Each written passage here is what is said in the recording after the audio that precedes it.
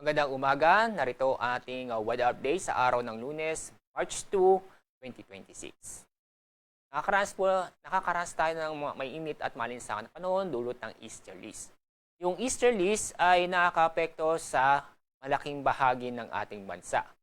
Yung amihan ay wala po, pero magbabalik ito sa araw ng Miyerkules at inaasang itong northeast monsoon ay makakaapekto sa araw ng Miyerkules sa malaking bahagi ng Luzon. Kasalukuyan ay wala po tayong namo-monitor o binabantayang LPA, low pressure area o bagyo sa loob at sa labas ng ating Philippine Area of Responsibility. Sa ating lagay na panahon, dahil sa easterlies, makakaranas po tayo ng mainit at malinsangan na panahon ngayong araw. Pero may tsansa po ng mga isolated na mga pag-ulan dulot ng thunderstorm, lalo-lalo na sa silangang bahagi ng Luzon.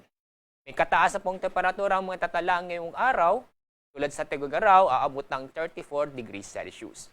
Sa Metro Manila, aabot ng 32 degrees Celsius. Dako tayo sa Visayas at Mindanao. Asahan din ang maganda at maliwalas ang panahon ngayong araw. Bahagyang maulap hanggang sa maulap ang kalangitan.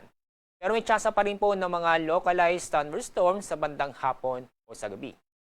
Mataas po ang temperatura sa Mindanao, naabot ng 33 degrees Celsius sa Davao, 33 degrees Celsius din sa Zamboanga City.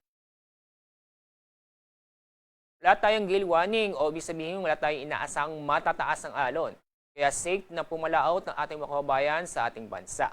Pero huwag kalimutang mag-ingat dahil sa nabubuong mga localized thunderstorm sa bandang hapon o sa gabi.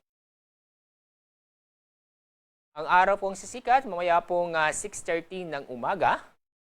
Ang araw lulubog sa ganap na 6:04 ng hapon. Yan po ang ating weather update sa araw nito. Mula sa Pag-asa, ako po sa Alzar D. Aurelio.